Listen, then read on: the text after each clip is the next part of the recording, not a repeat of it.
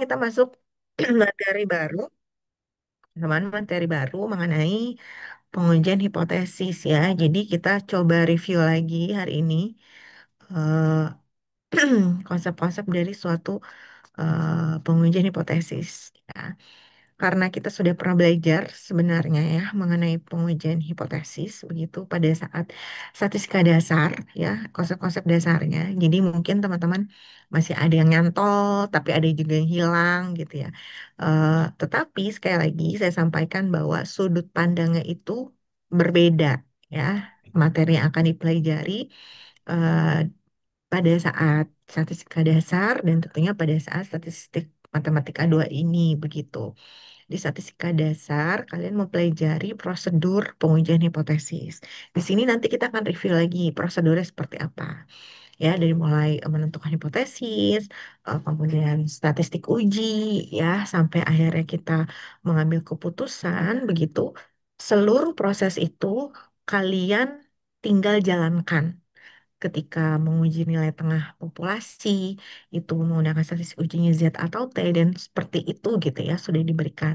Nah, di StatMat 2 kalian akan mempelajari bahwa dalam suatu pengujian hipotesis bagaimana nanti kita menentukan daerah penolakan hipotesis ya atau daerah penolakan H0 atau yang disebut dengan daerah kritis itu sebetulnya tidak mutlak seperti yang kalian pelajari pada saat Statdas. Kita bisa menentukan kaidah penolakan hak nol itu sendiri, teman-teman. Ya, tetapi nanti harus ada suatu kriteria bagaimana nanti kita membuat kriteria penolakan hak nol itu sendiri. Ya, artinya nanti mencari uji yang paling baik, ya, mencari uji yang paling kuasa namanya. Gitu, sehingga prosedur yang kalian pelajari pada statistika dasar itu lebih pada mengantarkan prosedur pengujian hipotesis secara umum. Tetapi pada saat nanti menentukan daerah penolakan hak nolnya, nah di situ nanti kita akan pelajari bahwa eh, untuk daerah penolakan hak nol itu tidak unik ya. Sebetulnya banyak bentuk penolakan hak nol yang bisa kita buat gitu. Tapi nanti yang akan kita pilih adalah yang terbaik. Nah, itu adalah topik utama kita dalam mempelajari pengujian hipotesis begitu. Nah, tapi sebelum sampai ke sana, kita akan coba review lagi ya konsep dasar dari pengujian hipotesis karena memang sudut pandangnya agak berbeda nih dari yang sudah pernah kita pelajari pada saat di statistika dasar. Jadi, kalau kita berbicara pengujian hipotesis, maka kita harus ingat lagi makna dari hipotesis ya. Biasanya kalian mendefinisikannya sebagai suatu dugaan, ya suatu pernyataan yang perlu dibuktikan gitu ya. Artinya suatu pernyataan yang masih punya kemungkinan nilai benar atau salah gitu. Sehingga harus dibuktikan gitu. Nah, secara umum ya definisi dari hipotesis seperti itu.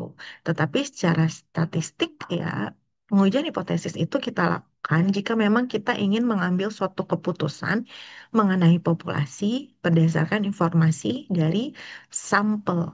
Kalau kita sudah mampu untuk meneliti, mengambil data dari semua anggota populasi, kita punya kemampuan untuk mengambil data dari semua anggota populasi, kira-kira perlu tidak pengujian hipotesis?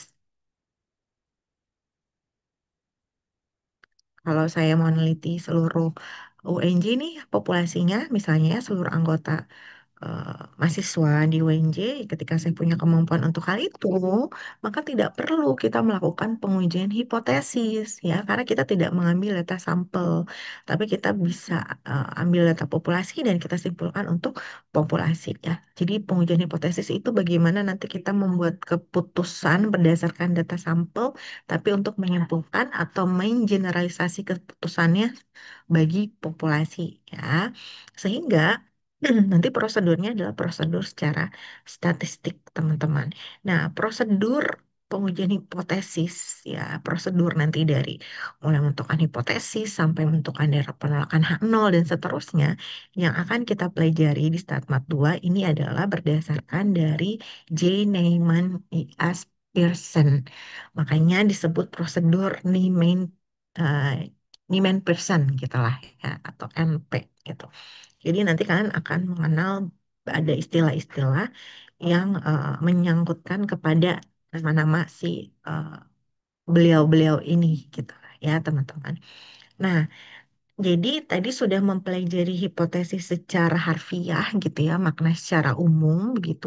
Kalau kita berbicara hipotesis statistik, berarti kita berbicara, ingat bahwa yang ada di suatu hipotesis itu adalah parameter, ya, parameter yang akan kita uji begitu. Jadi bisa bentuknya adalah mu, bisa bentuknya adalah sigma, bisa bentuknya sigma kuadrat atau notasi parameter lainnya yang memang akan kita uji begitu. Sehingga ya hipotesis statistik itu adalah suatu pernyataan tentang sebaran peluang suatu peubah acak atau parameter populasi yang inheren dalam sebaran itu.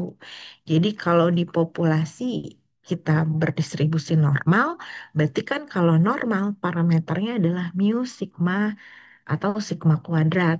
Sehingga yang ada di dalam hipotesis adalah pernyataan mengenai parameter dari sebaran normal, yaitu antara mu atau ragam atau simpangan baku. Kalau misalnya populasinya berdiselisih, eh, apalagi misalnya binomial, berarti nanti parameter yang ada di dalam hipotesis itu adalah parameternya si binomial. Bisa P atau Pi begitu ya, proporsi gitu kan.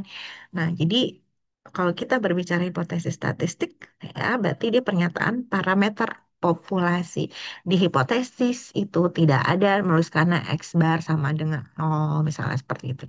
Tidak, ya. Jadi yang ada di dalam hipotesis selalu adalah parameter. Itu perlu diingat. Nah, sekarang coba kita review lagi ya unsur-unsur yang ada di dalam hipotesis. Ada hipotesis nol. Nah, ada hipotesis nol. Hipotesis nol itu biasanya pernyataan awal yang kita anggap benar sebagai titik tolak kerja. Biasanya juga dia merupakan pernyataan yang ingin kita tolak ya. Dan yang pasti adalah dia pernyataan yang bersifat status quo atau tidak ada perbedaan. Kalau tidak ada perbedaan ini biasanya dimaknai juga dengan sama dengan gitu ya. Ketika kita berbicara sama dengan gitu ya, atau lebih besar sama dengan, atau kurang dari sama dengan, intinya ada sama dengannya, berarti maknanya adalah kita mempunyai sebaran tertentu yang spesifik gitu. Jadi di H0 itu selalu ada tanda sama dengannya. Makanya ketika mu sama dengan mu nol gitu ya, atau sigma kuadrat sama dengan sigma kuadrat nol, berarti sebetulnya itu memperlihatkan bahwa kita menguji hipotesis apakah populasi tersebut berdistribusi mu-nya sama dengan 100 misalnya gitu ya. Berarti artinya rata-rata populasinya sama dengan 100 atau ragamnya sama dengan 10 misalnya. Berarti di H0-nya sigma kuadrat sama dengan 10 gitu. Sehingga memang tanda sama dengannya itu mengimplikasikan sebaran tertentu yang spesifik. Artinya nilai parameternya tertentu, teman-teman ya. Nah, nanti atau pernah kalian ingat ya waktu status dalam pengambilan keputusan itu selalu keputusannya adalah menolak H0 atau menerima H0. Jadi apa namanya interpretasinya itu selalu mengarah pada H0. Ya, jadi eh, ada ada alasannya. Ya, ada alasannya. Kalau kalian ingat itu nanti dikaitkan dengan definisi dari alfa ya atau taraf signifikansi satu. Sehingga nanti eh, kaitannya dalam interpretasi hasilnya tadi ya keputusannya terima atau tolak H0 teman-teman. Nah, pengujian hipotesis pada hakikatnya untuk memutuskan apakah informasi yang dikandung dalam contoh itu merupakan bukti yang kuat atau bukan bukti yang kuat untuk melawan H0. Nah, jadi nanti di keputusannya itu eh, selalu kita berbicara tolak H0 atau terima H0. Nah, seperti itu ya. Nah, lawan dari H0 itu adalah H1 atau H alternatif. Ya, ada menuliskannya juga sebagai H dengan indeksnya A. Begitu. Ya, sederhananya dia lawan H0 gitu ya. Kalau tadi kita berbicara di H0-nya sama dengan, maka nanti di H1-nya tidak sama dengan. Kalau dia lebih dari sama dengan, maka kurang dari lawannya dan seterusnya, teman-teman.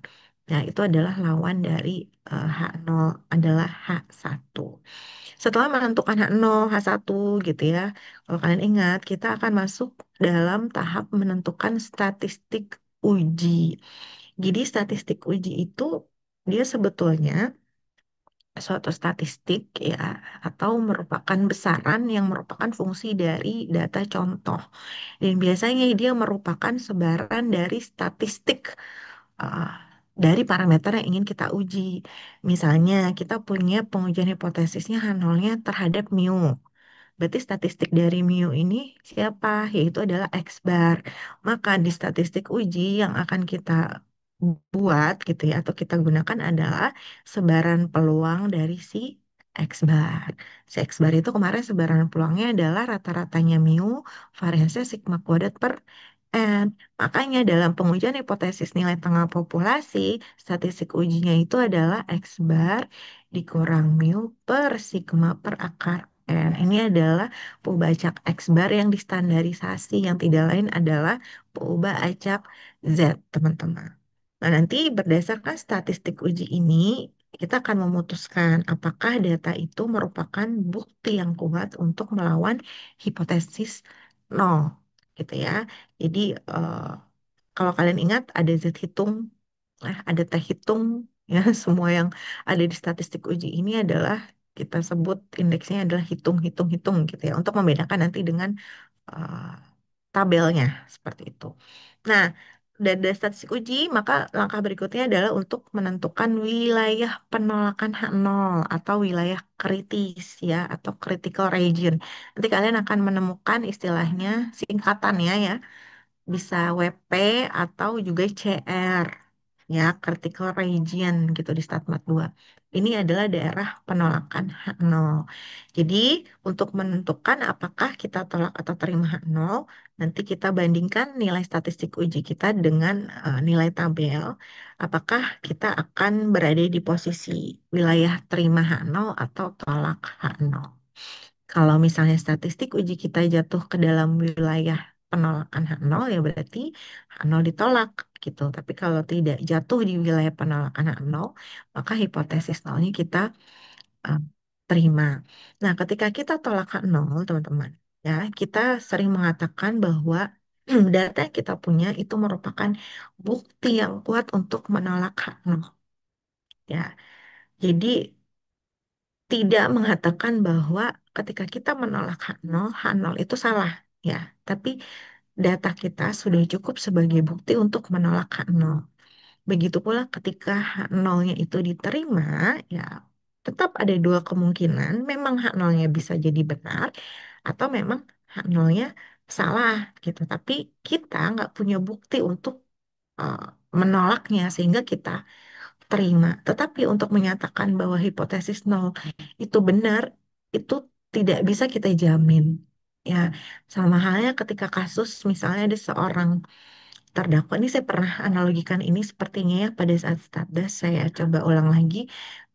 Ketika kita eh, apa namanya lihat kasus misalnya di TV-TV gitu, ada kasus misalnya pencurian, ada terdakwa di sana ya, dia melakukan atau tidak yang realnya itu mungkin yang tahu hanya dia gitu ya, dan yang maha kuasa gitu ya. Jadi kondisi yang sebenarnya itu kita tidak pernah benar-benar tahu. Nah, sampai akhirnya keputusannya itu dia dihukum atau dibebaskan, ya, itu berdasarkan data-data yang dikumpulkan oleh orang yang membela dia, yaitu adalah kuasa hukumnya gitu ya, dan orang yang berusaha untuk membuktikan bahwa dia bersalah, yaitu jaksa gitu kan. Jadi ketika dia itu diputuskan oleh hakim bersalah, bisa jadi memang realnya bersalah atau si apa namanya kuasa hukumnya, pengacaranya itu tidak punya bukti yang kuat untuk membebaskan si terdakwa. Jadi bukan berarti dia bersalah juga. Kita nggak pernah benar-benar tahu seorang itu benar atau enggak ya, teman-teman.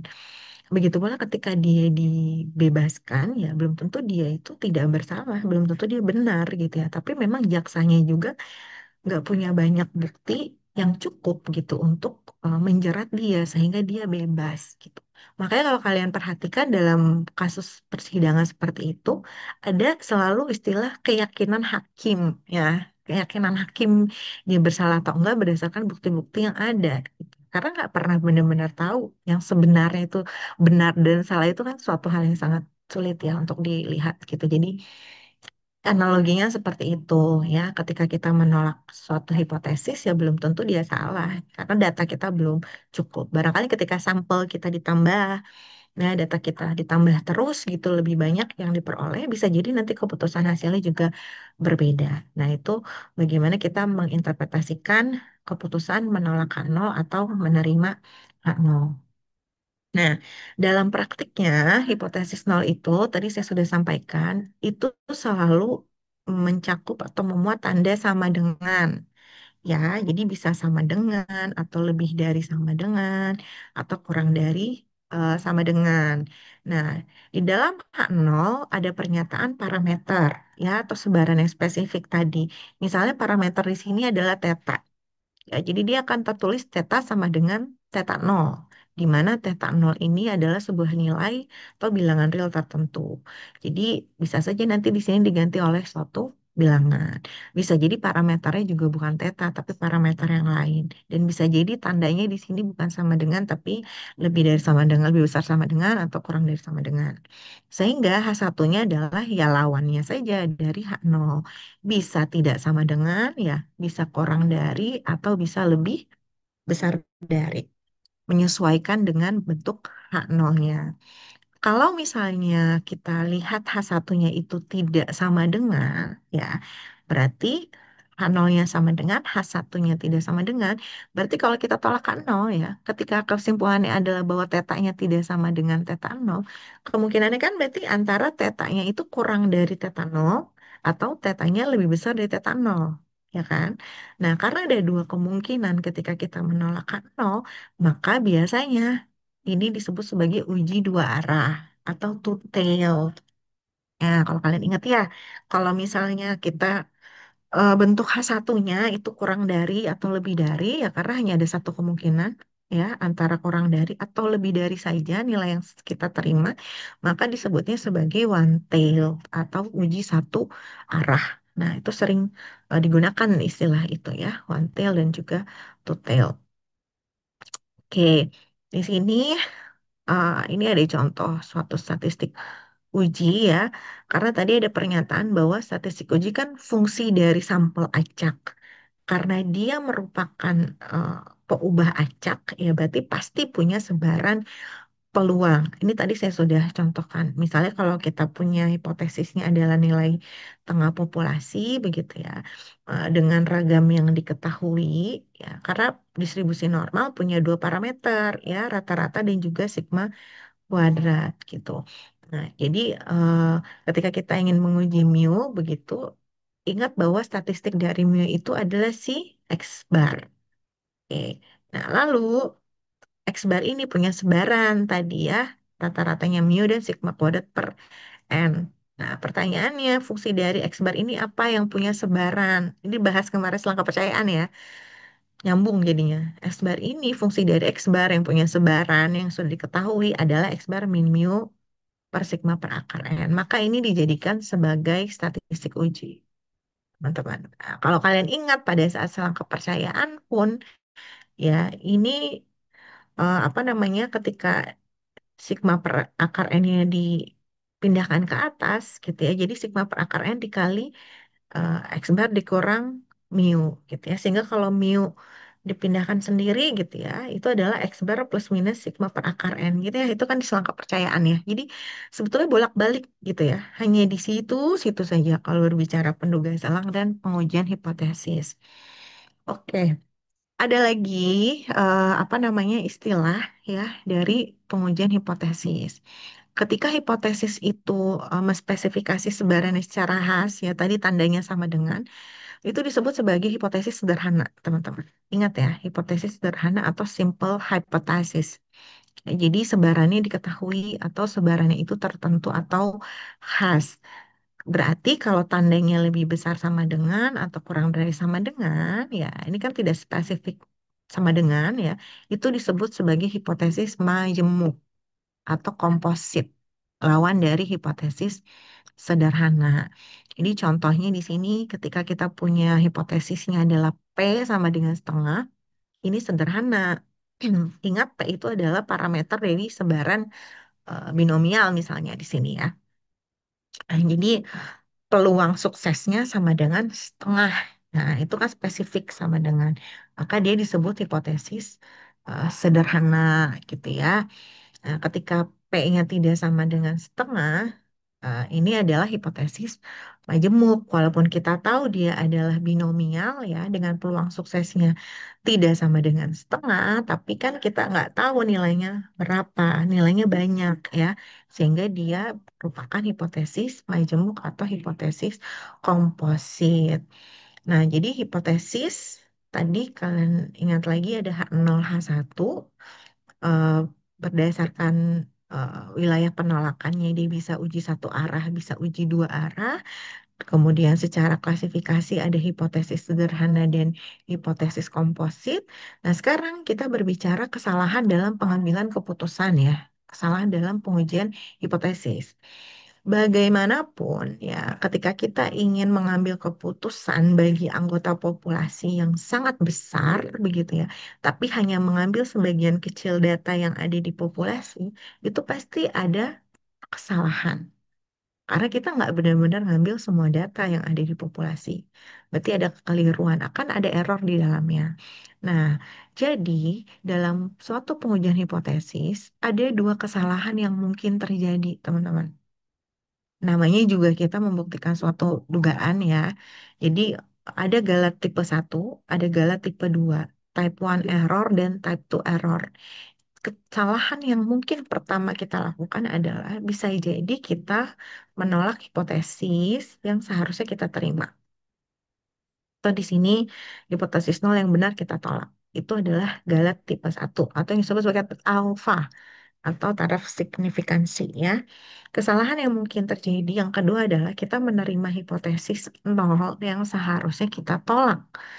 Gitu ya. Jadi hipotesis nol yang salah kita terima. Nah, itu adalah galat tipe 2 ya atau type 2 error begitu.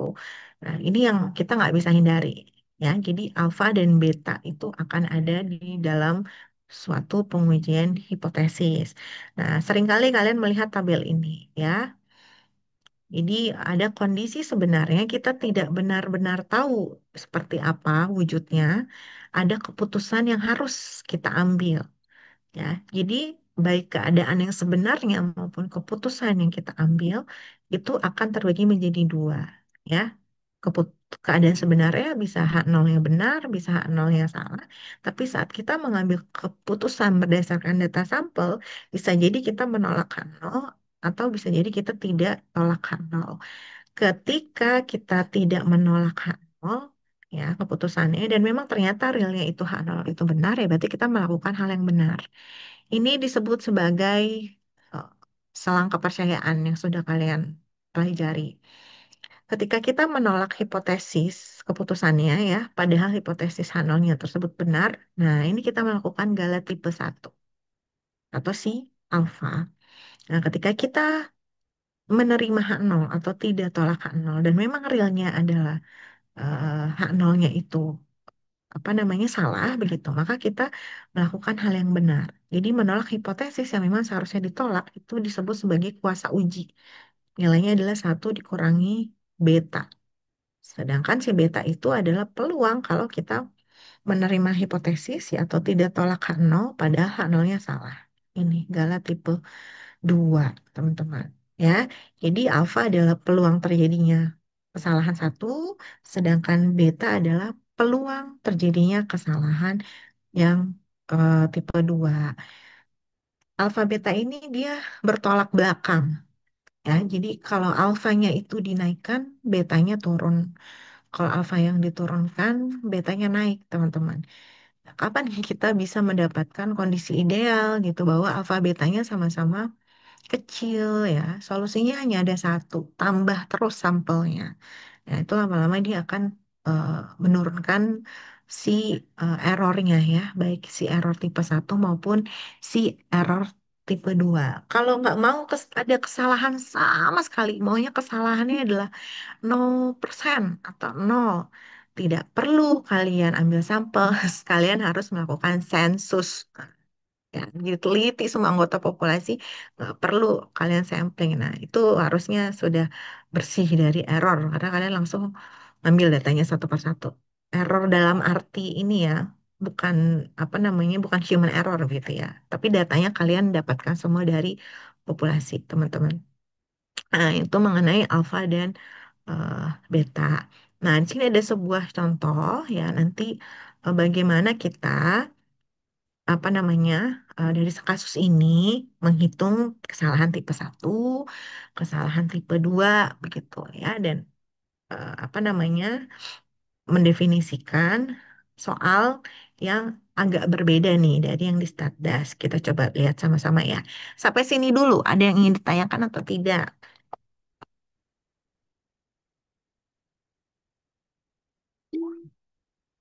Aman?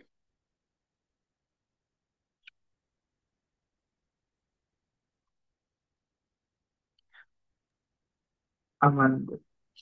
Aman, oke. Sebelum ini kuliah apa?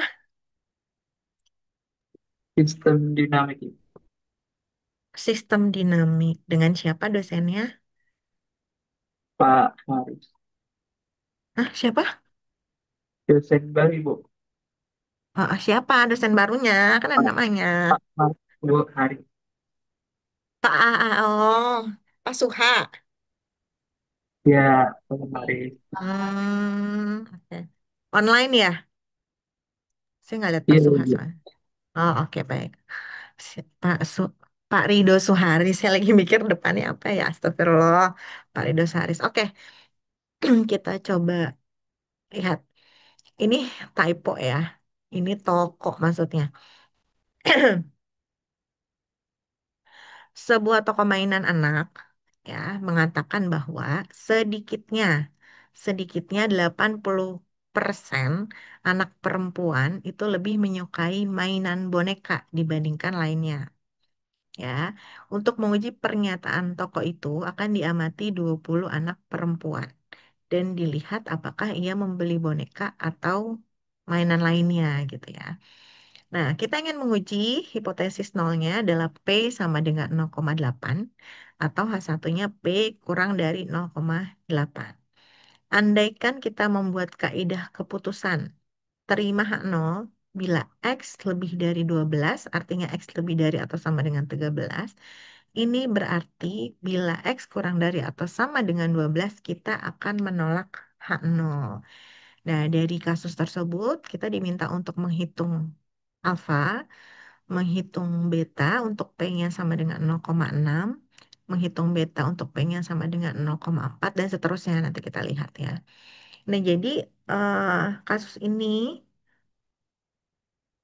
kasus di mana ceritanya sebuah toko mainan itu punya dugaan, punya eh, apa namanya hipotesis gitu ya, bahwa dia bilang sedikitnya itu berarti kalau pakai apa notasi matematika apa lebih besar, lebih kecil, sama dengan atau apa? Sedikitnya 80%.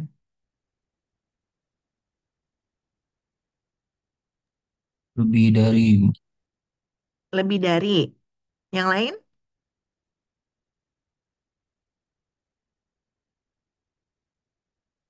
Ayo, apa? Jangan takut salah.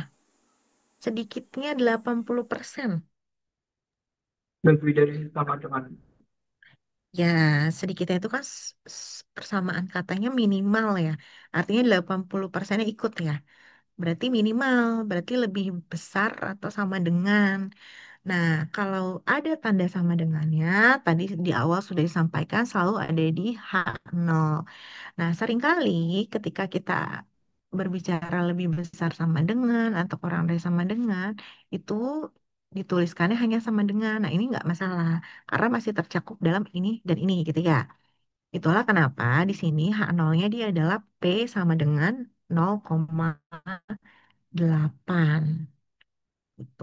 Jadi dia ingin menguji bahwa oh secara umum gitu ya dari seluruh pengunjung yang hadir ke tokonya gitu minimal tuh 80% anak perempuan tuh milihnya boneka gitu dibandingkan dengan mainan lainnya. Harus diuji dong pernyataannya. Kita coba ambil sampel dari pengunjung yang hadir ke toko tersebut, tapi anaknya perempuan. Karena definisinya jelas di sini anak perempuan ya, minimal 80%. Dia ngambil sampelnya 20 anak perempuan. Mau lihat nih, dari 20 anak ini nanti dia ngambil mainannya apa, boneka atau apa namanya mainan yang lainnya. Nah, untuk mengambil keputusan apakah kita tolak H0 atau terima H0, artinya, sorry, tolak H0 artinya terima satu ya, atau terima H0, itu dia buat kaidah keputusan, atau kalau tadi di atas istilahnya daerah penolakan, ya, atau daerah wilayah tolak H0. Oke, BTW, kurang dari tahu dari mana ya? Dia uh, lawan dari lebih besar sama dengan. Tadi kan di H0 ini lebih besar sama dengan. Gitu. Makanya di sini dia kurang dari. Nah, dia buat kaidah keputusan. Kapan dia tolak H0? Dia bilang, oh dia bilangnya terima H0. Terima H0 artinya pernyataan ini diterima gitu ya. Bahwa minimal 80% anak perempuan suka boneka gitu. Kalau X-nya itu lebih dari 12. Ini tuh sebaran binomial ya, kalau kalian lihat kasusnya. Jadi kejadian sukses dan gagal. Sukses itu ketika anak perempuan itu mengambil mainan boneka, ya karena di sini kita berbicara proporsi yang mengambil mainan boneka. Sedangkan gagalnya itu adalah ketika anak perempuannya tidak mengambil mainan boneka. Ya, jadi peluang sukses di sini berarti kan peluang anak perempuan ngambil boneka itu minimal 80%. Nah, jadi X ini adalah apa? Banyaknya anak yang mengambil boneka gitu.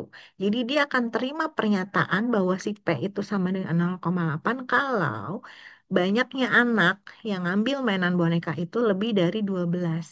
Ya, jadi lebih dari 12 dari total 20 anak.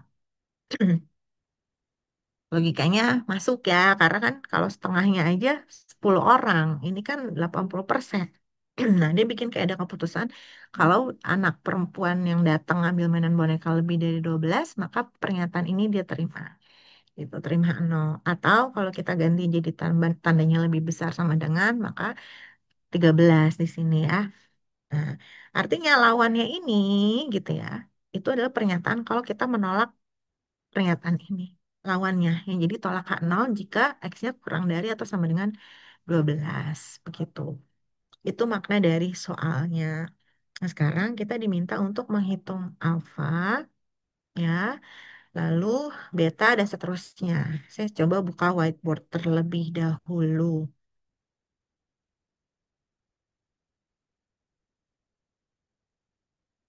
Sudah muncul? Sudah. Oke, kita tulis ulang tadi hipotesis nolnya adalah P sama dengan 0,8. Ya, itu sebetulnya gini ya awalnya. Ya, salah satunya adalah P kurang dari 0,8. Kemudian yang tadi diinformasikan di soal adalah N-nya. N-nya sama dengan 20. Dia punya kaedah keputusan. Dia bilang terima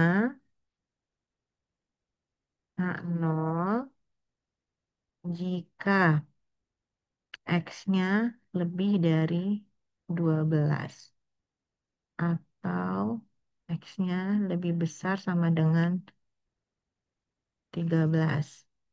Oke ya, artinya ini sebanding dengan tolak H0 jika X-nya kurang dari atau sama dengan 12 gitu ya. Nah, pertanyaannya,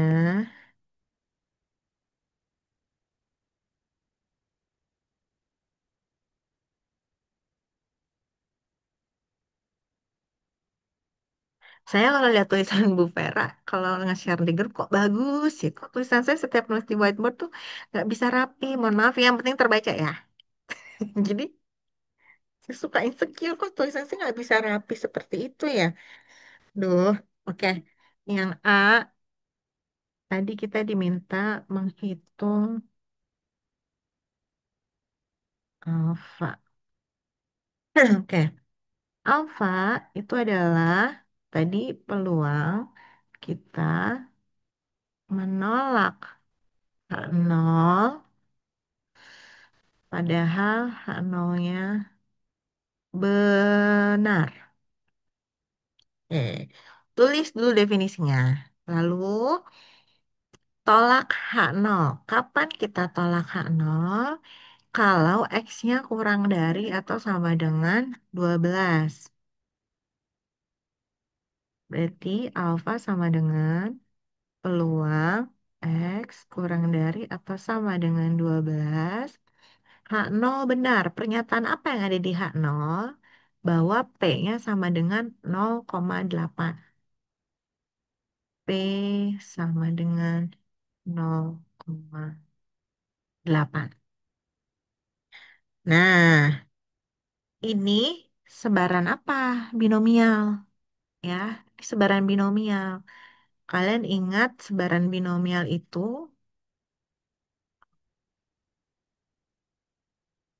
bentuk FMP-nya atau fungsi massa peluangnya itu adalah kombinasi dari NX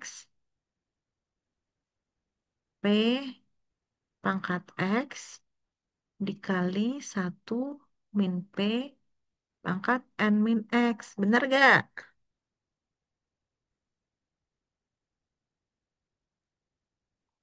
Tuh ya. Saya nanya sendiri, jawab sendiri. Kalian jangan ngantuk ya, awas ya. Nanti saya panggil. Nih, sebaran binomial. Kombinasi NX, P pangkat X dikali satu min P pangkat N min X. Oke. Bener, Bu, bener. Berarti, setelah sekian detik, oke, betul ya, ini sebaran binomial. Berarti, teman-teman, kita harus mencari peluang ketika X-nya kurang dari atau sama dengan 12 dengan nilai peluang suksesnya adalah 0,8. Gimana cara ngitungnya untuk mendapatkan nilai ini? Kalau peluang binomial, X-nya itu nilainya dari berapa? X yang mungkinnya nilai dari berapa? X itu kan menyatakan apa? Banyaknya kejadian sukses. X Satu itu. sampai dua ya, Bu? Hmm? X-nya 1 sampai 2? Satu Eh, sampai 12 bukan, Bu? yang mana ini Satu. ngomongin apa dulu? Kalau X Ini, itu yang... berarti dari nol Heeh. sampai N ya, Bu. Oke. Berarti kalau X kurang dari Kalau X-nya sama kurang dengan dari... Hmm? 0 sampai 12. Oke, betul Muhammad. Jadi X itu di distribusi binomial itu mulainya dari nol, bukan dari satu. Kenapa? Karena X itu kan menyatakan banyaknya kejadian sukses. Berarti mungkin dong kalau X-nya sama dengan nol, artinya tidak ada kejadian sukses, artinya dari semua percobaan itu kejadiannya gagal semua. Nah, jadi X-nya dari mulai dari nol sampai dengan N batas atasnya. Karena kita harus sesuai dengan banyaknya trial. Ya, kalau kita banyaknya percobaan ya, kalau kita punya N sebanyak 20, ya berarti kemungkinannya gagalnya, suksesnya bisa nol atau bisa semuanya sukses, N-nya bisa 20. Nah, ini kita dimintanya kurang dari sama dengan 12. Berarti kita jumlahkan X-nya dari nol sampai dengan 12. Seperti itu. Kombinasi dari N-nya 20, ya kan? X-nya nanti dia bergerak, P-nya adalah 0,8. Jadi 0,8 pangkat X dikali 1 dikurang P, 0,2 pangkat 20 dikurang X. Artinya kan kalian substitusikan satu-satu X-nya ya. Ketika X-nya sama dengan 0, 1, dan seterusnya sampai 12. Nah, nanti dijumlahkan nilai peluangnya berapa. Cara cepatnya adalah kalian buka tabel binomial. Ya, cari X-nya berarti sampai dengan 12 dengan P-nya sama dengan 0,8. Nilai peluangnya berapa? Cara yang lebih cepatnya lagi adalah kalian pakai Excel. Ya, kalian bisa hitung nilai peluangnya. Yuk, kita buka Excel aja. Ya, kalian bisa gunakan fungsi tabel binomial di buku Ben ada ya. atau di buku Mario F. Triola waktu Stardust. Saya lupa Stardustnya kalian sama saya atau enggak. Tapi kalau sama saya itu ada di buku Mario F. Triola ya di bagian belakang. Sama saya ingat kelas ini ya sama saya. Jadi kalian bisa buka lagi di sana. Ini binom dot distribution ini ya, binom dot dist. Nah, dia minta number sukses, number underscore S itu number sukses. Tadi X-nya kurang dari atau sama dengan 12. Nah, kita tulis 12. Dia minta trials, banyaknya percobaannya 20, N-nya. Probability suksesnya tadi 0,8. Nah, ada pertanyaan kumulatif atau enggak. Karena kita mencari yang kumulatif ya dari 0 sampai dengan 12, maka kita tuliskan true. Tapi kalau kalian hanya ingin mencari nilai peluang binomial ketika X-nya sama dengan 12, hanya pada spesifik X-nya tertentu tersebut, maka false di sininya. Artinya tidak kumulatif gitu ya. Nah, ini adalah hasilnya. Nilai peluangnya ada 0,03214.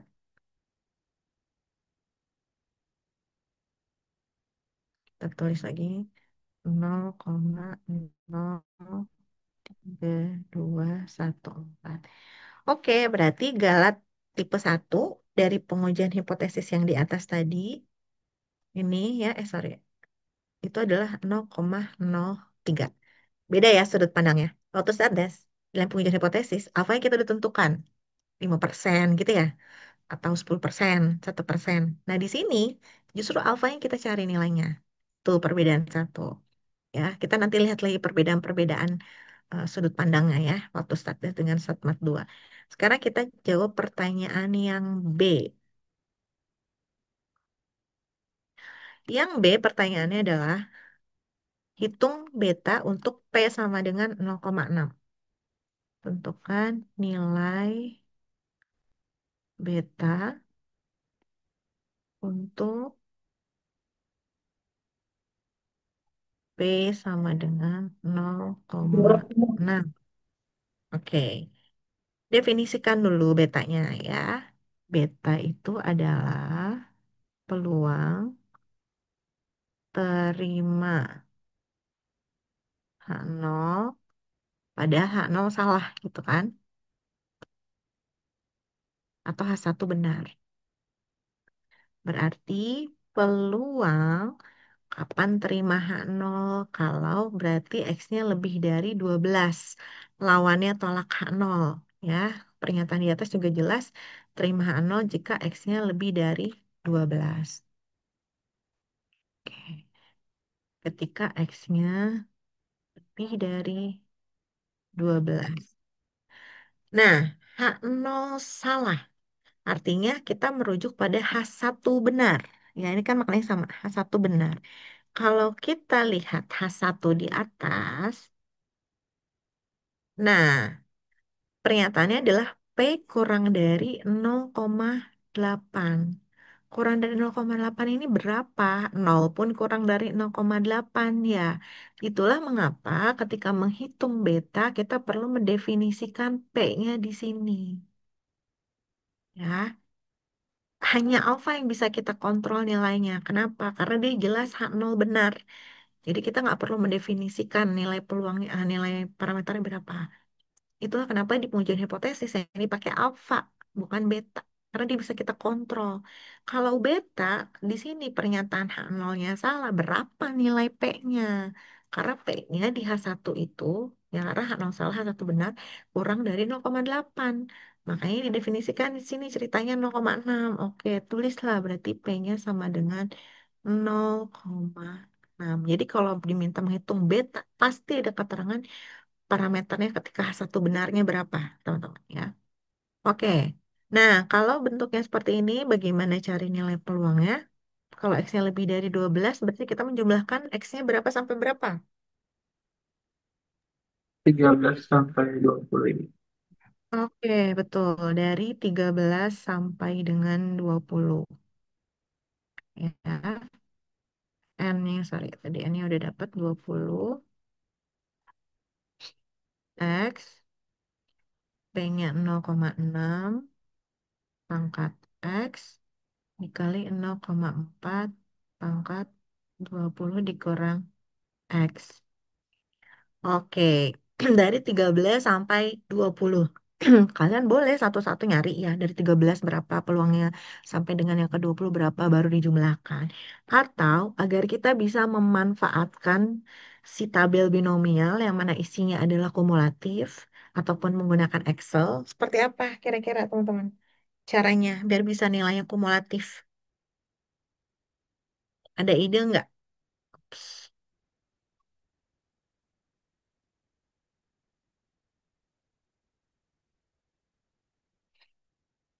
Biar kita menggunakan perhitungan kumulatif, muncul kumulatif di sini.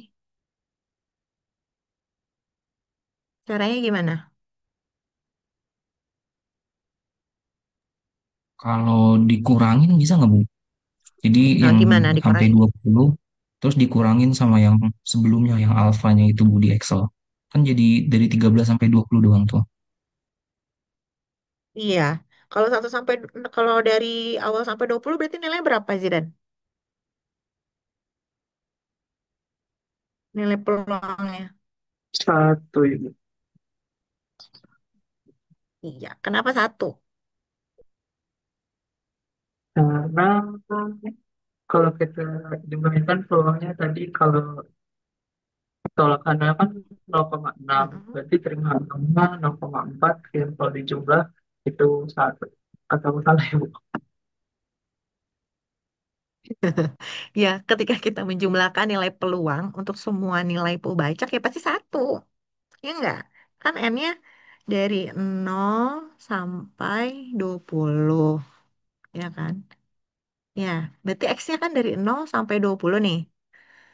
Berarti kan ditotalkan ini nilai peluangnya sama dengan satu, ya kan? Peluang totalnya itu sama dengan satu. Sekarang kita hanya mau mencari 13. Tadi yang Zidan sampaikan sudah betul. 13 sampai 20 aja nih. Berarti gimana? Apa yang dikurangi di sini? Satu dikurangin sama yang sebelumnya, Bu, peluang sebelumnya. Ini dari 0 sampai 12 Sampai kan? 12. Iya, karena diskrit dia teman-teman ya. Jadi apa namanya countable ya. Jadi hanya 0 sampai 12 betul. Jadi satu dikurangi peluang X-nya kurang dari atau sama dengan 12 gitu ya. Ketika P-nya sama dengan 0,6. Yang mana tadi di atas P-nya kita berapa? Yang atas 0,8 P-nya. Berarti kita harus cari lagi ya. Untuk yang P-nya sama dengan 0,6. Berarti satu dikurangi penjumlahan X-nya dari 0 sampai 12. Kombinasi 20X. P-nya adalah 0,6 pangkat X dikali 0,4 pangkat 20 dikurang X. Oke. Jadi satu dikurangi, kita coba buka Excel lagi. Ganti P-nya 0,6. Ini tadi 12, 20-nya sama ini ya, 0,5841. Satu dikurangi ini. Nah, ini hasil akhirnya ya. 0,5841. 0,5841.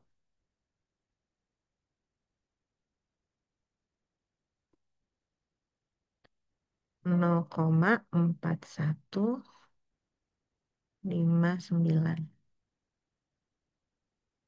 Iya, seperti itu. Atau kalau mau dibulatkan jadi tiga angka, jadi 0,416. Oke, bisa ya untuk menghitung beta dan juga alfa. Nah, di soal berikutnya itu, ups, dia diminta menghitung beta juga ketika P-nya sama dengan 0,4 ya. Berarti nanti kalian rubah saja di situ ya, P-nya 0,4 dengan cara yang sama kalian bisa menemukan nilai B-nya, betanya. Sorry. Nah, kita coba lihat soal berikutnya.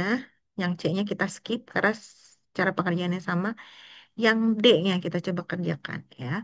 tentukan wilayah penolakan biar kalian nggak bingung. Sebenarnya sini udah jawabannya ya, tapi biar teman-teman paham, kita ulang lagi. Tentukan wilayah penolakan yang berbentuk X kurang dari K yang menghasilkan pertama alfanya 0,01, yang kedua alfanya sama dengan 0,05.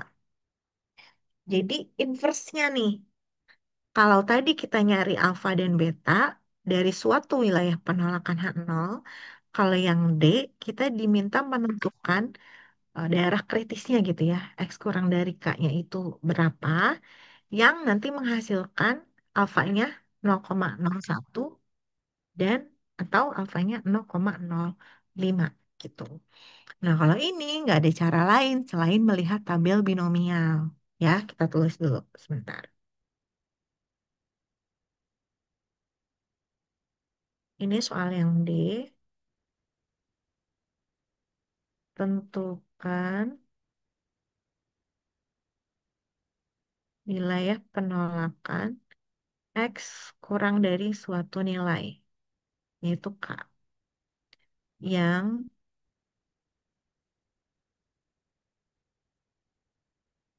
menghasilkan sama tadi alfanya 0,01. Astagfirullah.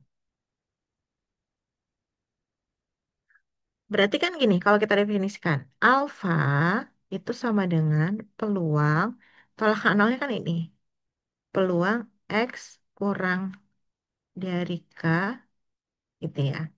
Alfa peluang tolak H0 ketika H0-nya benar, berarti P-nya sama dengan 0,8.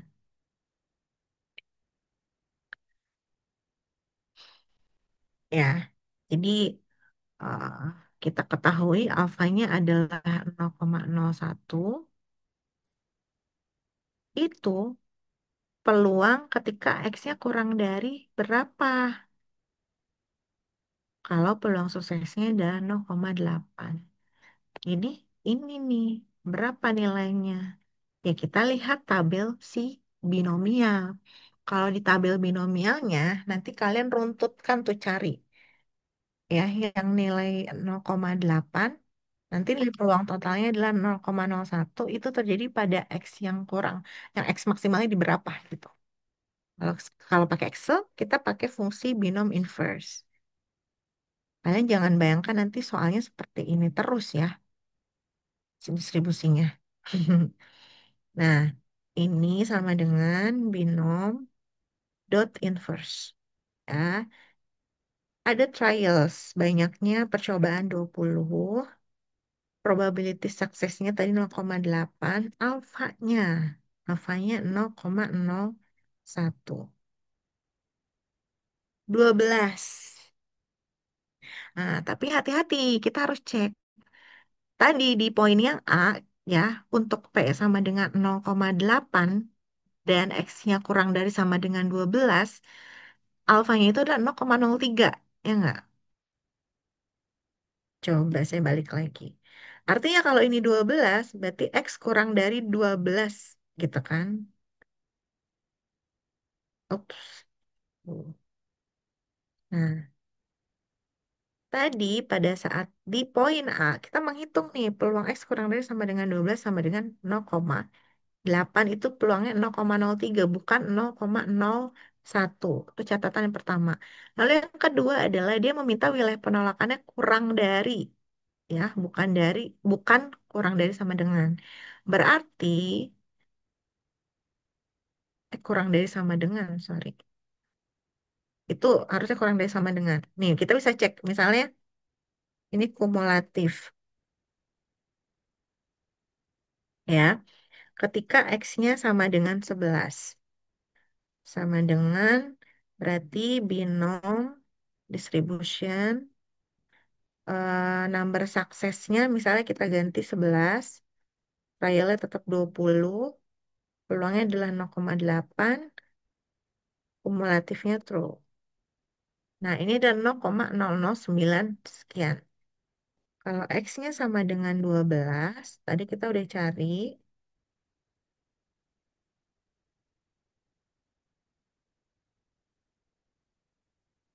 Ini adalah 0,0324. Kalau wilayah penolakannya kurang dari sama dengan, ini kan nggak ada yang sama persis 0,01 ya teman-teman. Ini kita coba. Nah, kalau dibulatkan baru ketemu nih. Yang alfanya sama dengan 0,01 itu adalah ketika X-nya sama dengan 11 tetapi kumulatif. Jadi wilayah penolakan H0 ya ketika X kurang dari K, maka ini memang X kurang dari 12 gitu ya. Tapi kalau wilayah penolakannya X kurang dari sama dengan K, maka ini adalah X kurang dari sama dengan 11. Jadi kalau yang diminta tadi kurang dari, berarti tetap nilainya adalah 12. Paham nggak maksudnya?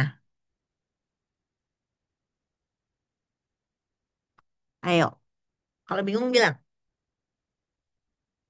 Paham atau bingung? Paham Bu, paham. Paham ya? Jadi eh kita kembali ke konteks soalnya. Karena dia dimintanya adalah kurang dari K yang menghasilkan alfanya 0,01. Di Excel ternyata yang kumulatif untuk sampai 0,01 itu ketika X-nya sama dengan 11. Jadi sini kita tulis deh biar gak bingung.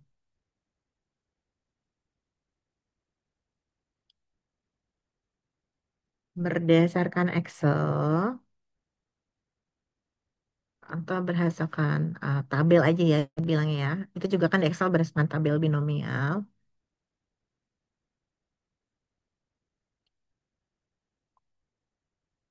Diperoleh bahwa peluang X kurang dari atau sama dengan 11 ketika P-nya sama dengan 0,8 itu adalah 0,01. Sehingga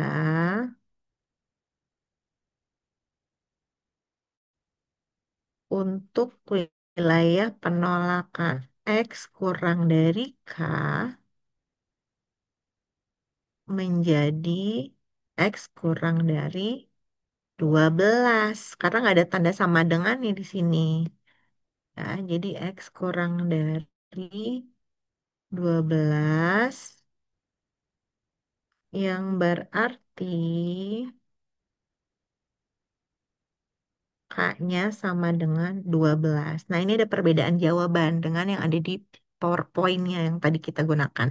Hati-hati ya, karena di PowerPoint itu jawabannya adalah 11. Mungkin karena dia mendefinisikan si kurang darinya itu kurang tanda sama dengannya. Jadi keliru, teman-teman. Jawabannya adalah untuk wilayah penolakan yang diminta, kalau dia kurang dari berarti 12 K-nya. Gitu ya. Nah, sehingga untuk menjawab yang pertanyaan satunya, dia kan ada 2 poin. eh, yang D itu yang menghasilkan alfa sama dengan 0,05. Nah, nanti kalian cari ya dengan cara yang sama untuk alfanya adalah 0,05.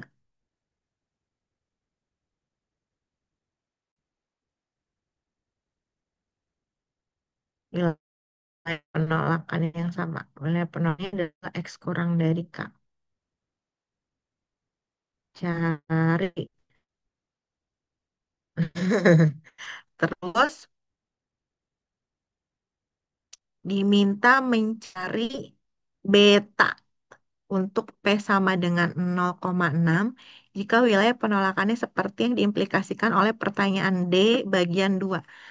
Dia minta bagian duanya. Kita cari aja kalau begitu. Ya, berarti kan alfa sama dengan peluang X kurang dari K, P-nya sama dengan 0,8. Gitu ya. 0,05 sama dengan peluang X kurang dari K ketika P-nya sama dengan 0,8. Kita cari lagi di Excel yang alfanya 0,05. Oke. Coba cari di sini number suksesnya. Sorry, yang ini. 20, 0,8, 0,05. 13. Berarti kalau kumulatif di sini, coba kita ganti 13, 0,08. 0,8,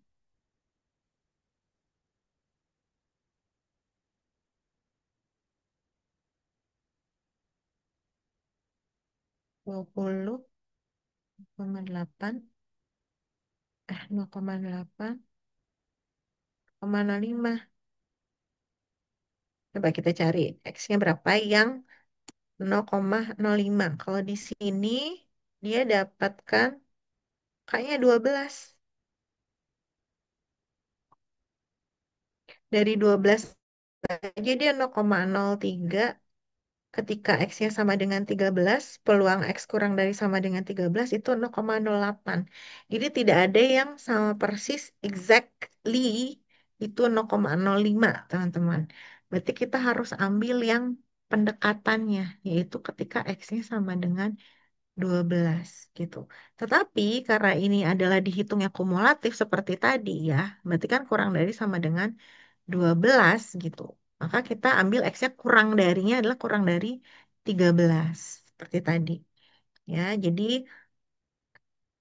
kalau diskrit nggak bisa di sini 2,5, 12,5 nggak bisa ya. Kan dia bilangan bulat.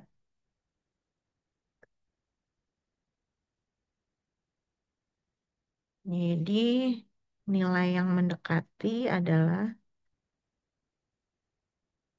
nilai yang mendekati alfa sama dengan 0,05 adalah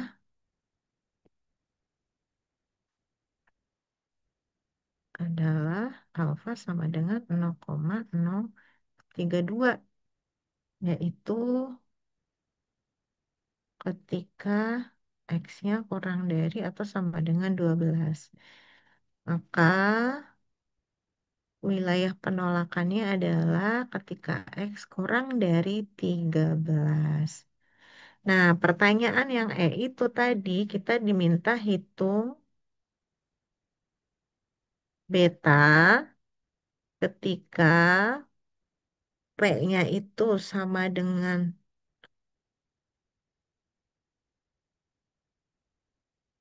0,6 dan wilayah penolakannya adalah D bagian 2. Ini wilayah penolakannya. Dengan wilayah penolakannya adalah X kurang dari 13.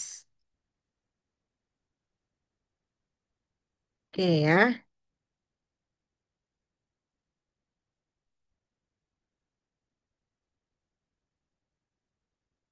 Ini kalian hati-hati dalam melihat itunya ya. Nanti apa? Jawaban di PPT-nya. Ada yang keliru soalnya. Definisikan beta. Beta itu adalah peluang terima H0 padahal H1 yang benar atau H0 salah tadi di atas ya, sama aja. Maka kita mencari peluang terima H0. Nah, terima H0 yang mana? Dia minta dari wilayah penolakan yang ini. Berarti kalau terima H0 sama saja peluang X-nya lawannya ini. Lebih dari atau sama dengan 13. A1 benarnya, P-nya sama dengan 0,6. Karena di H1 benar P-nya normal. Gitu. Nah, berarti gimana biar muncul kumulatif di sini cara perhitungannya? Kalau kita mau mencari peluang X-nya lebih besar atau sama dengan 13. Satu dikurang dari berapa sampai berapa? Dari Ayo. 0 sampai 12. Gimana, Abden? Dari 0 sampai 12 bukan Bu? Iya, betul. Dari 0 sampai 12.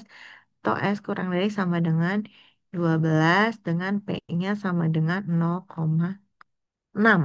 Berarti satu dikurangi, pakai tabel dulu ya, pakai Excel. 0,6, 0,5841 sama dengan 0,4159 ya. Coba sama nggak sama yang atas tadi? Kok seperti sama jawabannya dengan yang atas?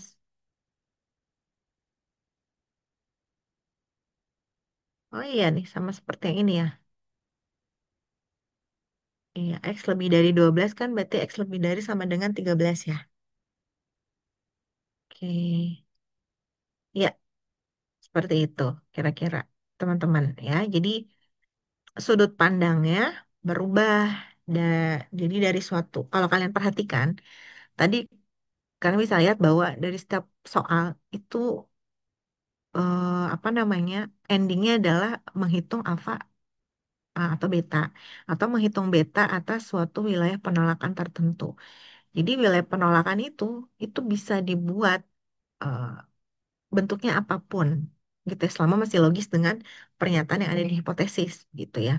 Jadi artinya tidak hanya satu seperti yang kita pelajari pada saat di statistika dasar. Artinya ketika tadi di soal ya bahwa P-nya itu lebih besar sama dengan 0,8, bisa aja kita bisa buat pernyataannya adalah terima nol jika X-nya lebih dari 13 misalnya ya, atau lebih dari 14 gitu. Bisa gitu. Tapi kan nanti bisa kita hitung juga alfanya. Karena alfa itu bergantung dari pernyataan ini, bergantung dari kaidah kaidah penolakan H0 gitu.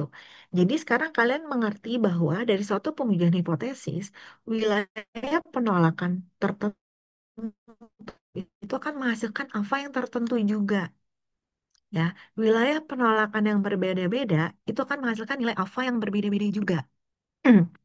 Dan apa namanya? Yang mana yang kita harapkan nanti, wilayah penolakan mana yang kita gunakan, yang tentunya wilayah penolakan yang akan menghasilkan kesalahan galat ya, tipe 1 atau tipe 2 yang sekecil mungkin gitu. Artinya yang di Statdas kalian gunakan itu sebetulnya adalah wilayah penolakan yang menghasilkan alfa sekecil mungkin gitu, atau wilayah penolakan yang terbaik untuk pengujian hipotesis nilai tengah populasi misalnya. Padahal dalam buat satu ini, ibaratnya kalian belum kenal Stardust deh dalam pembuatan suatu pengujian hipotesis ya, kita harus menentukan wilayah penolakan yang membuat kesalahan itu sekecil mungkin, yang menghasilkan kesalahan itu sekecil mungkin. Nah itu apa alurnya tuh di awalnya seperti itu. Jadi setiap orang nih bisa punya wilayah keputusan untuk menolak nol yang berbeda, dan dia akan menghasilkan alfa yang berbeda-beda juga gitu. Nanti kan pertanyaannya gini, Bu, kalau misalnya wilayah penolakannya itu eh, berbeda-beda, artinya alfanya juga beda, betanya juga beda. Nanti akhirnya yang diambil yang mana gitu. Nah, itu yang akan kita pelajari. Nanti ada uji yang namanya uji paling kuasa. Ya, jadi yang memiliki wilayah penolakan nol paling kuasa atau memiliki wilayah penolakan H0 yang terbaik. Seperti itu kira-kira.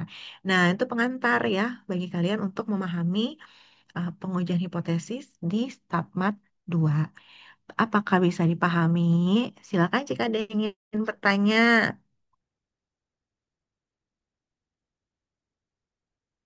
Dari contoh ini, tapi bisa dipahami nggak contoh ini? Coba, kalau nggak paham di mana nggak pahamnya?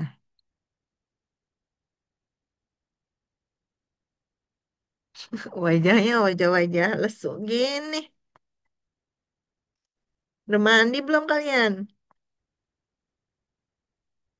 Udah, oke. Razan, coba bersuara Razan. Ya Bu, Sehat? sehat Bu, Alhamdulillah Bu. Bisa dipahami nggak dari yang tadi disampaikan? Ya kalau tadi sih karena pakai Excel ya Bu. Cuman paling kalau kadang-kadang sih Bu, kalau Excel tuh ada yang titiknya tuh ada yang pakai titik, ada yang pakai koma gitu ya Bu. Terus ada yang pakai titik dua, ada yang pakai itu takut-takut salah gitu nanti di nggak pakai latex, takut salah Hmm, pas eh, eksekusinya. Terus paling eh ini sih Bu, kan tadi jelasinnya pakai Excel ya. apa? Ini kenapa banyak latex nih Bu? Tiba-tiba nih komen-komen. Kalau misalkan ini Bu, kan Kenapa? Excel itu kan hanya nyari itu tabel. Oke. Iya, iya, lanjutkan, lanjutkan. ya benar. Itu kan kalau untuk nyari tabelnya ya Bu. Nah, ini kan Mm-mm, tadi yang 0,03214 itu dari Excel ya Bu. Tapi itu kan mm-mm. kalau cara Excelnya ini kalau misalkan ini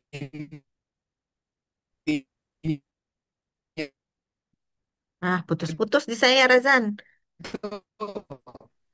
cara yang di Sigma ini seberapa Suara langsung menghilang. panjang sih, Bu? Seberapa panjang? Maksudnya cara manualnya. Bentar Bu. Dari tadi emang agak Terus, trouble sih. oke. Untuk menyelesaikan penjumlahan Iya Bu, ini, betul Bu. tadi, oke. Sebetulnya tadi harapannya itu lebih kepada apa namanya, bukan perhitungan teknis si peluang binomial ya, tapi nggak apa-apa. Ada teman-teman yang mau menjawab nggak? Pertanyaan dari Razan. Nih, kalau nggak salah pertanyaannya gini nih ya, Razan dikoreksi kalau salah. Untuk perhitungan nilai alfa ini, itu kan kita menggunakan eh, Excel, alat bantunya, untuk mencari nilai peluang ini dari X-nya sama dengan 0 sampai dengan 12. Nah, mungkin Razan tuh membayangkan nanti ujian kan nggak boleh pakai Excel, Bu, gitu ya. Nah, itu manualnya gimana? Ada yang mau bantu? Silakan menjawab. Coba, bantu Razan. Kalkulator gak sih, Bu? Kalkulator. Ya, betul, kalkulator. Apa yang dipencet di kalkulator, Fatin? Nah, itu Maksudnya nggak bagaimana? tahu, Bu. Gue nggak tahu. Ini coba cara menyelesaikan ini masa nggak tahu? Oh, Sigma binomial. Mm-mm.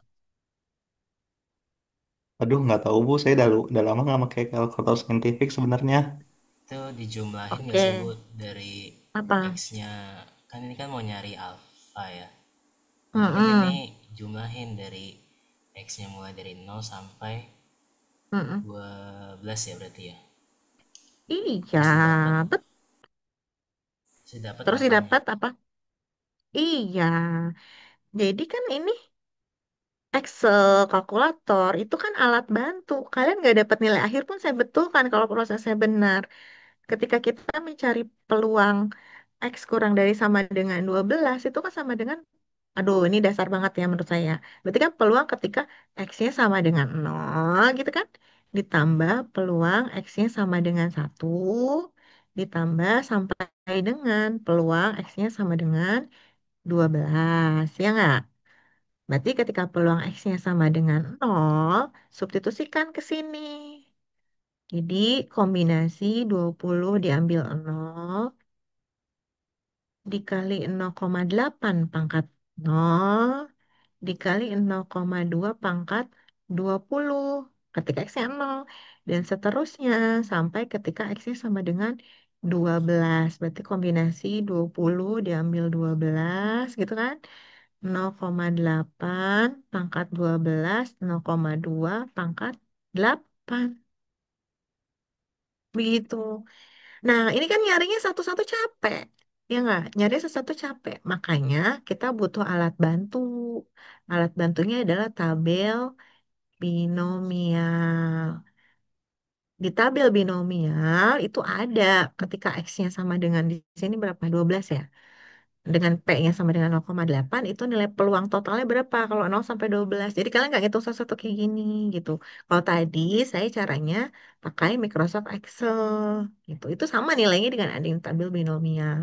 Jadi kalau kalian sampai sini aja udah benar, saya betulkan gitu. Ya, yang penting di situnya. Oke, Razan bisa dibayangkan Bisa Bu. sekarang. Oke. Bu As boleh bawa Teman-teman tabel yang Bu. bawa tabel, bawa keluarga juga boleh, Rezan, kalau kamu mau. Ya, Waduh. boleh lah, boleh. Karena tabel statistik kan itu bukan untuk dihafal ya. Jadi alat bantu. Nah, masalahnya tidak selalu distribusinya binomial gitu. Kita coba lihat contohnya. Saya tidak jelaskan di sini, tapi kita lihat contohnya. Rajan sukanya pakai latex. Oh, oke. Saya baru baca. Apa serius-serius, Fatin? Coba kita lihat Ya, ya. maksudnya nggak sampai selesai tetapi ibu kasih nilai, alhamdulillah. Lah iya, saya apresiasi prosesnya. Nah ini ya, nanti dibaca ya teman-teman. Saya harus ke GHA, mohon maaf saya tidak bisa sampai apa pukul 12 eh, apa namanya siang ya. Karena ada acara Grand Final Duta FMIPA. Kalian tahu nggak ada acara itu siang ini? Nggak ada yang daftar ya? Tahu Ada Bu. yang daftar apa? Firda itu angkatan kalian bukan ya? Jangan-jangan nggak kenal. Wah, kurang tahu. Firda psikologi ya, Bu? Kok psikologi? Bukan. Prodimat loh, lolos loh satu orang. Si Kevin mah ini Penmat. Firda namanya. Perempuan ada tuh. Oke, kita kembali ke sini. Jadi tadi kasusnya distribusi binomial ya. Nah, kalau kasus yang ini apa? Ini masih binomial. Oh, di sini untuk yang contoh berikutnya, dia itu memperlihatkan, sebelumnya, sebelumnya kalian nanti hati-hati ya dalam melihat jawaban yang ada di PPT ini. Kalian cross check lagi ya. Barangkali ada kekeliruan ataupun yang tadi saya jelaskan barangkali ada yang kekeliruan nanti kalian confirm ya. Nah, di sini di contoh berikutnya dia sama-sama dari sebaran binomial tapi dia ada simulasi ketika jumlah sampelnya ditambah. Jadi ceritanya dia awalnya N-nya sama dengan 10 lalu dia N-nya sama dengan 20 nyoba dua kali untuk sama-sama menghitung beta. Ternyata dari hasilnya ini prosedurnya sama ya seperti yang tadi kita lihat. Ketika N-nya sama dengan 10, itu betanya 0,733. Ketika N-nya ditambah jadi 20 dengan alfa yang tetap begitu ya. Dia nilainya turun jadi 0,416 begitu. Jadi terlihat bahwa ketika jumlah sampelnya itu ditambahkan ya, maka nilai betanya akan turun, teman-teman. Nah, yang contoh berikutnya, yang teladan 5 ini adalah sebarannya sebaran normal gitu. Jadi ada sampelnya 36, ragamnya diketahui, nilainya 9, dan ada X barnya sama dengan 17. Ya, kalian kalau beda distribusi jangan bingung dulu ya. Pelan-pelan. H0-nya 15 mu-nya, H1-nya mu-nya sama dengan 16. Nah, ini bentuk hipotesis sederhana versus sederhana yang tidak kalian temukan pada saat statistika dasar. Tadi di awal saya bilang bahwa di H1 itu lawannya dari H0 tandanya ya. Tapi di sini ternyata bisa kita definisikan nilai H1-nya. Manfaatnya untuk apa didefinisikan di H1? Ketika kita akan menghitung beta.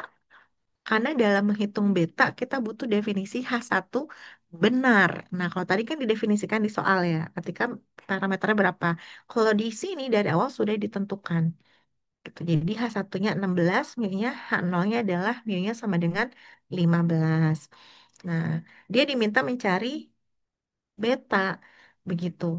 Nah, di sini tidak ada daerah penolakan H0 di soalnya. Tapi kalau kalian lihat H0 dan H1-nya, ya, H0-nya 15, H1-nya 16. Maka tolak H0 kalau apa? Kalau rata-ratanya berarti lebih besar dari 15 dong logikanya, karena dia H1-nya 16, berarti kan lebih dari 15. Makanya kita buat kaidahnya, penolakan H0. Jika X barnya lebih besar dari 15 atau dari suatu nilai lah seperti itu adalah wilayah penolakan H0-nya. Jadi kalau mau cari beta, kita butuh bersih sekali di luar. Oke. Kalau mencari beta, kita butuh nilai alfa dulu, teman-teman. Ya. Jadi untuk apa? Untuk mendapatkan nilai C-nya ini berapa sebenarnya? Kriteria ini berapa? Kita dapatkan melalui alfa. Definisikan alfanya, ya. Menolak H0-nya tadi X barnya lebih besar dari C. Kenapa X bar tiba-tiba bisa jadi Z? Karena kita standarisasi. X bar dikurang mu dibagi sigma per akar N gitu. Jadi di sini karena X barnya eh, C di sini ya. Jadi di sini C dikurang 15, mu-nya sama dengan 15 dibagi sigmanya akar 9, N-nya tadi 36. Seperti itu.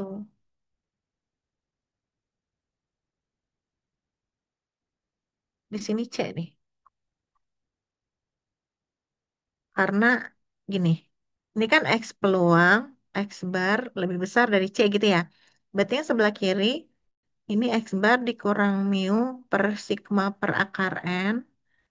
Yang sebelah kanannya, C dikurang mu, sama-sama dikurang mu dibagi sigma per akar N. Yang ini jadi Z, yang ini. Gitu maksudnya. Jadi C dikurang mu-nya 15, sigmanya 3, akar N-nya akar dari 36. Dapat C-nya adalah 15, sekian.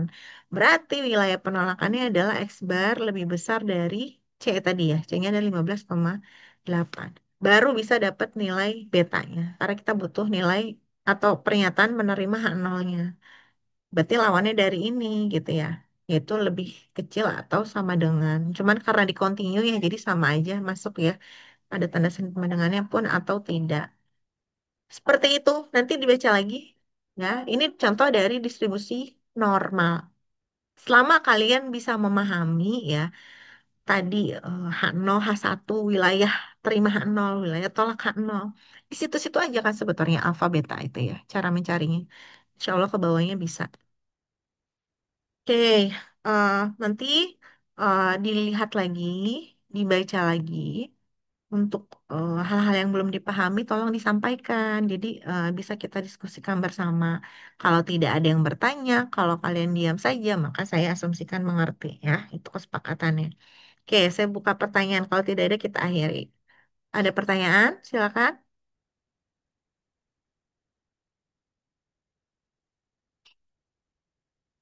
Tidak ada? Oke, nggak masalah. Mungkin masih harus baca lagi ya untuk ditulis lagi. Coba ditulis ulang lagi ya, dibaca lagi. Biar betul-betul memahami prosesnya seperti apa. Tapi saya yakin ini bisa teman-teman ikuti. Asal kalian mau berlatih. Ya, oke. Kalau begitu, terima kasih banyak atas perkuliahan hari ini. Semoga apa yang kita pelajari ini bisa bermanfaat. Nanti materinya saya share ya kepada kalian. Sehat-sehat selalu. Wassalamualaikum warahmatullahi wabarakatuh. Selamat siang. Waalaikumsalam. Semuanya. Waalaikumsalam. Terima kasih banyak Ibu. Terima Ya, kasih. sama-sama.